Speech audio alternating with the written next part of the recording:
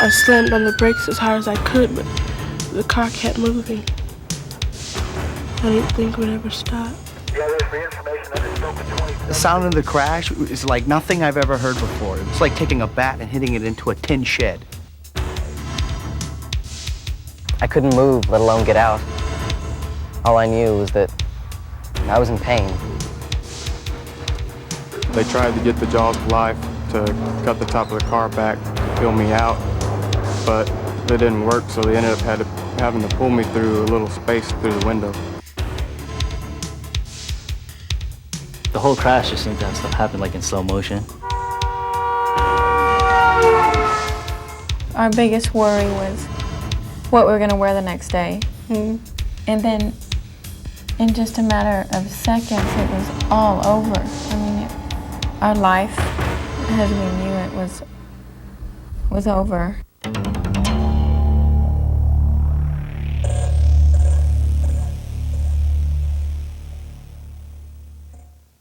You've waited for this day for years. All your friends are driving. Now it's your turn. How tough can it be? Pass a little test, gas up the car, drive between the lines. Not a problem.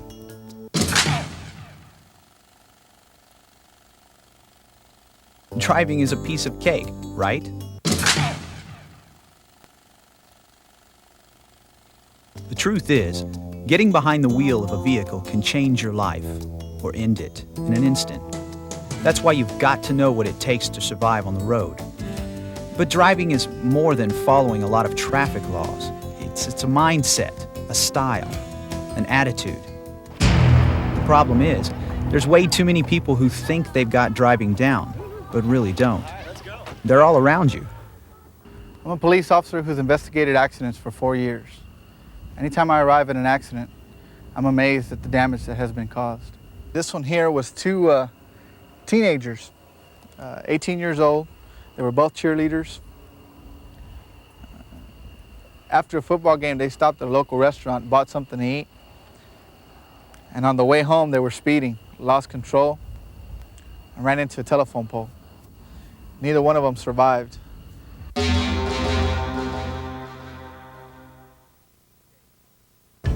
These days, it seems that the need to get from point A to point B as fast as possible is top priority.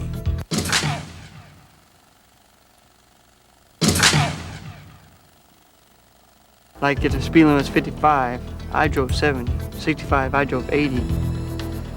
Because I wanted to go the fastest. I didn't take traffic laws as rules. I just thought of them as suggestions. But I guess the thing is, I just never really paid much attention to them. Well, I mean, I never really paid attention to the law much or anything. I mean, if there was a cop in my rearview mirror, yeah, but as soon as he was gone, I was out of there. While a lot of people ignore the laws, others skip out on being safe and responsible drivers. Well, the day I got my license, I thought to myself, hey, I know what I'm doing. No problems. My attitude was driving, I never really thought much when I was driving. I never was paying attention. I was always doing something else. Looking for something in my backpack and talking.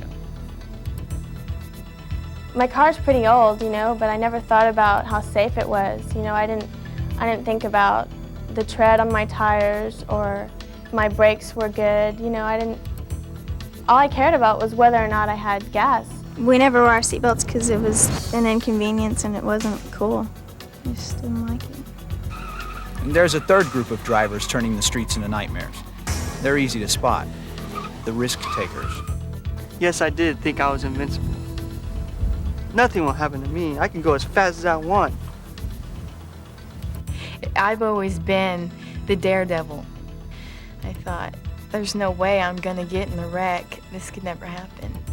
There's a lot of peer pressure. I mean, everybody just wants you to drive fast and they think it's cool to be the fastest, most dangerous driver. And you don't want to seem like you're scared or you're a wimp or anything, you know, so you want them to like you, so you just go along with it. My attitude that day was, it's Friday. You think just because I've had a couple of drinks, I'm not gonna drive? No way. Ignoring the rules, skipping safety, taking risks. What have you got to lose?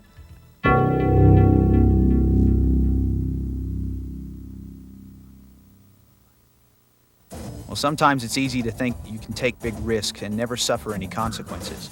The trouble is, there are consequences. I got one ticket, and I had to pay $40.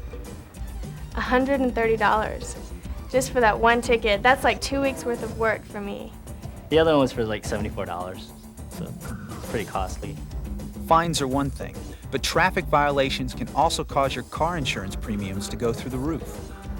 My insurance company has 2 of my wrecks on there. I have no tickets, fortunately, but those 2 wrecks has already caused my insurance to raise. I'm considered high risk. After the accident and the tickets, I got 2 tickets. But after all that, my insurance just skyrocketed. I couldn't afford to drive a car anymore. I still have a car, I just can't afford to drive it. Believe it or not, a bad driving record can affect most areas of your life.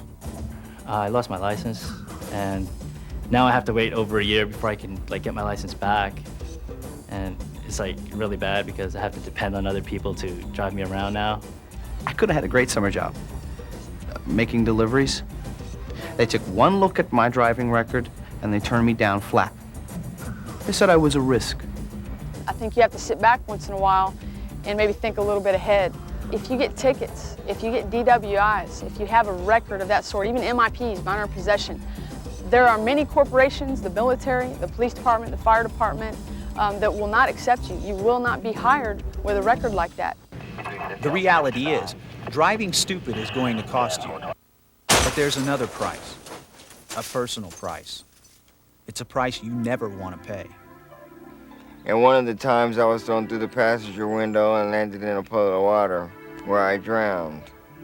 I had some internal bleeding, my liver and my right lung and my right kidney. My brain suffered injury, so I had to learn everything. I mean everything over again.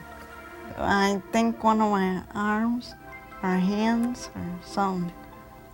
And my brain. I think that's on it. I think. I don't know. I don't know. I was at medical center for 4.5 months. I was in a coma there for 6 weeks. Fractures to my skull, and I lost hearing in my right ear, and I fractured my wrist. One day I'm getting ready for volleyball practice. Then the next, here I am. There's numerous patients, kids who come in following car accidents.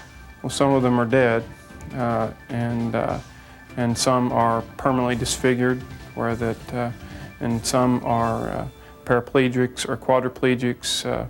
Some will never be able to move below the neck, never be able to have kids, rely on somebody else to take care of them for the rest of their life.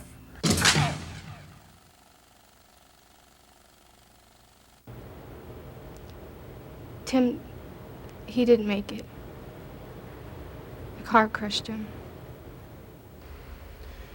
When I went up to Adam's car, when I went up there was nothing left. I don't think anybody could have survived it. I can't express how hard it is to go up to a mother and knock on her door and say, "Ma'am, I'm sorry, I have to inform you your son's been killed in an auto accident." You live with their emotions for the rest of your life. If I had my seatbelt on, I probably would not have been thrown through the passenger window. I may have gotten some internal injuries, but they can always heal, or they make equipment to adapt to whatever the problem is. But with your brain, it never completely heals. It'll always stay injured for the rest of my life. Of the number of accidents that we've made, so many times the seatbelts are the only things that make a difference, and there's such a drastic difference. The whole front of the car can be gone, and if they were wearing the seatbelt, they're relatively uninjured. Sometimes I had a lot to drink and sometimes I had a little. But I always drove because I knew what I could handle. I thought I knew what I could handle. It was about an hour after the party, and Amber had cuts and bruises all over her face. And her mouth was bleeding. I tried to shake her, but she didn't respond. She just lay there.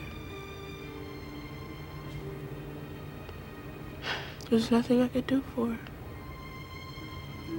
Even the lightest drinking can significantly increase your odds of crashing. I think if any person could come in and watch what we do as far as resuscitating people and the kind of injuries that can be incurred from alcohol and driving and just the result of being in a car with somebody that has been drinking, they would really think twice about doing it. Just the kind of trauma, the losing of limbs, the blood, the disfigurement, they truly would think twice about doing it.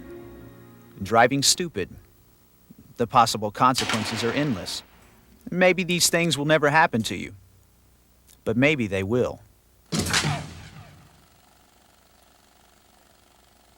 You can bet none of these ever counted on winding up a statistic. It's a car full of kids, Friday night, partying. As you can see on the tire, what might have helped this accident. If I remember correctly, one of the individuals in the car did die. They ran into an 18-wheeler. This was a full-size Cadillac at one time.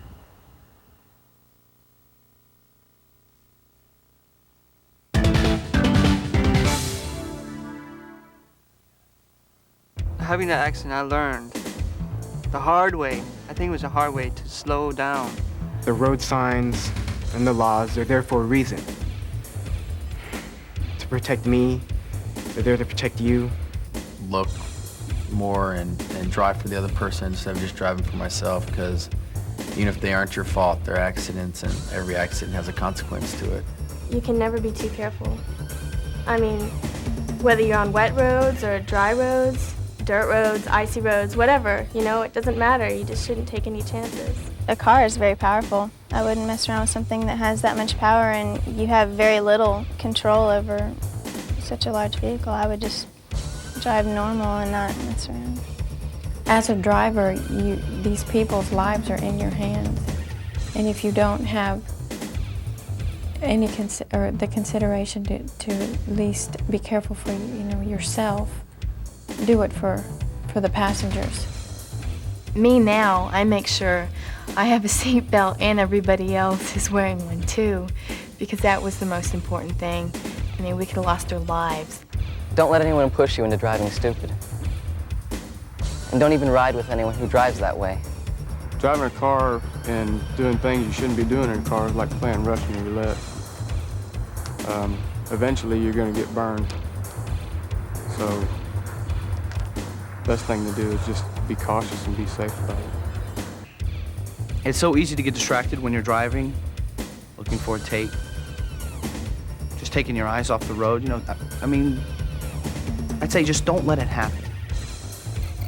Try to think about who you have in the car and whether peer pressure is worth losing your car or losing your life or losing your friend's life. I mean, that's a big deal, and I figured out that peer pressure is not worth it. You can't just go around life not thinking anything's going to hurt you, thinking you're invincible.